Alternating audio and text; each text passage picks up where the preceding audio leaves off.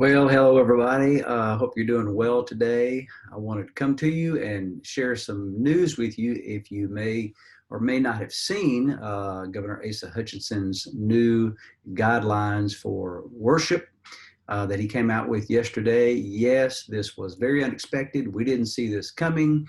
The entire a meeting that he had on TV was all about churches. It was only about churches, so it's rather frustrating. But you know what? Um, we're trying to process this as a staff, as a leadership team, and decide where we go from here. So I wanted to just kind of talk with you about what our plans are for the choir. I will say that we are going to continue to meet and to sing and to serve the Lord and to lead our congregation. And we're going to do it in the right way. And we are meeting tonight at 6:30. And just wanted to, I'll share more about this tonight. I've already talked with several of you, but if you haven't seen the guidelines, let me just share the screen with you and show you here are the new guidelines. They really aren't different from the guidelines that he shared in May. Really what this is about is there are more commentary on the guidelines.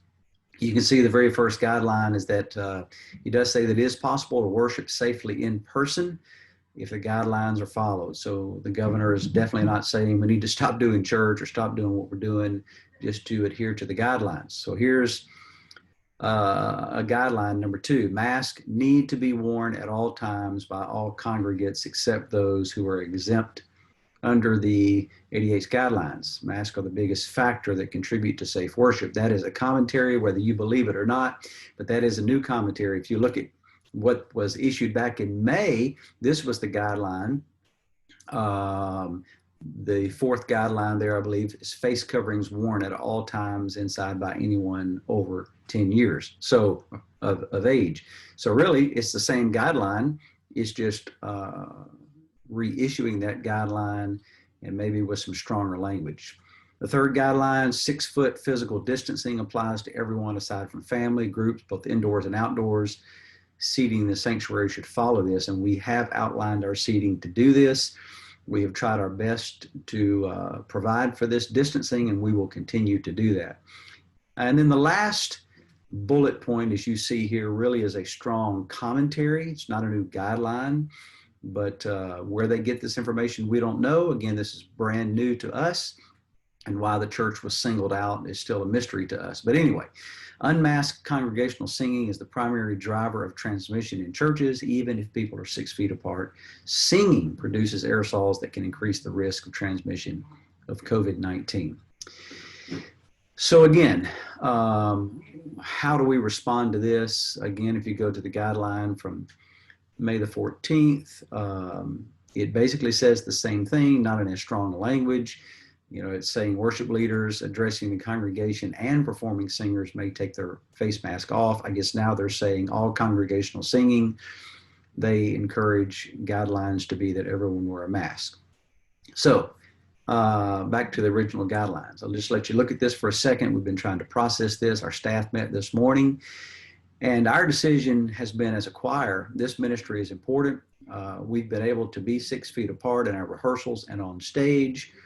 But now maybe it's different, and we want to follow these guidelines. We want to make this as safe as possible. Some of you are saying, hey, if it's not broke, don't fix it. I understand that. But, the optics of what we do and submitting to government authorities and doing what is right and trying to keep our people safe, obviously we want to do that.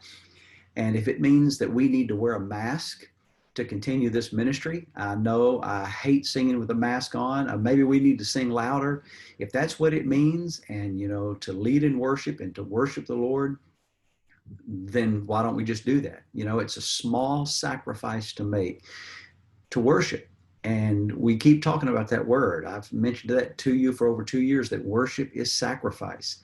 And it's a small sacrifice to continue doing what we're doing.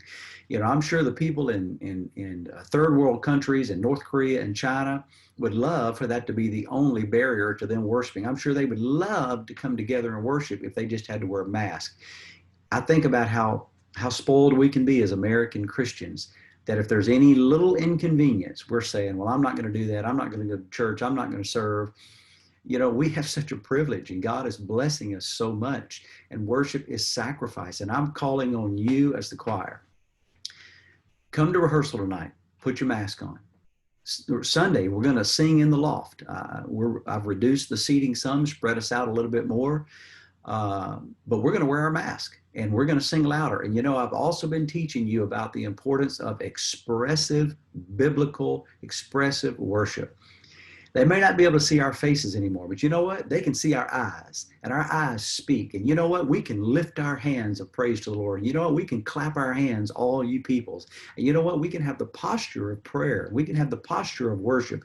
And our body language can be expressive in praise to God and brokenness and repentance and joy and celebration. And just being present in that choir loft, leading our people, is now more important than ever before. But look, listen, guys. We are a team. We are a team. We've got to have everyone on board to do this. I know you don't want to wear a mask. I know some of you are glad that we are wearing a mask, but it's not about what we want and our desire and pleasing us. Let's put our wills and our desires and our comfort level aside, and let's do what we need to do, and let's continue to lead, and let's wear those masks. And let's just do it for a season. Let's prove to God we're willing to make that sacrifice and we're willing to lead our people. Our ministry, your ministry, is so very, very, very important. And I'm going to challenge you.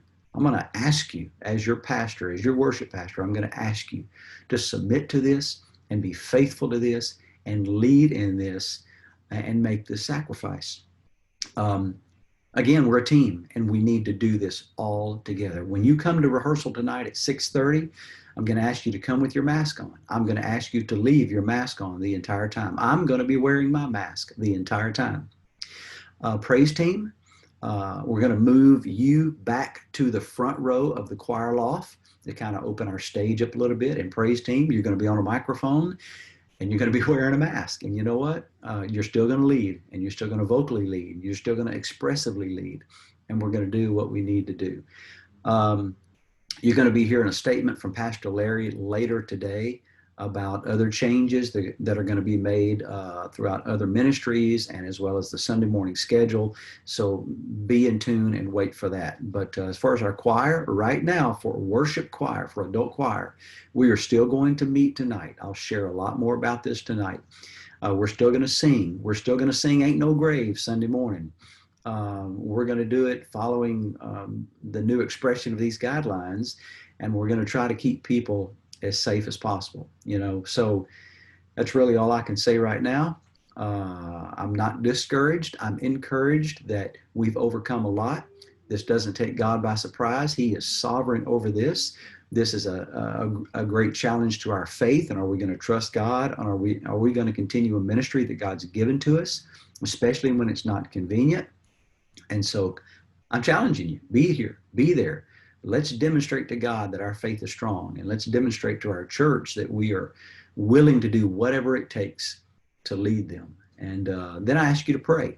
Pray for our church, pray for Pastor Larry and our staff and the wisdom of our leadership. Pray for our attitudes to be right concerning changes that need to be made for just a season. I believe God's testing our faith and testing whether we're going to continue to be strong. And I believe you will continue to be strong in your faith. So, hey, I hope to see you tonight. You can give me a call, you can text me, whatever. I'm glad to talk to you. I know we've all got different opinions about this, but the numbers are up across our nation and our state. We're entering into the winter season, the fall season. And so I guess better to be proactive, but let's do it with the right attitude. And let's be thrilled that we still have the opportunity to serve. So I challenge you, see you tonight, 6:30 p.m. Bring your choir music folders, and let's have a great time together tonight. It's going to be awesome. Hope to see you there. God bless you.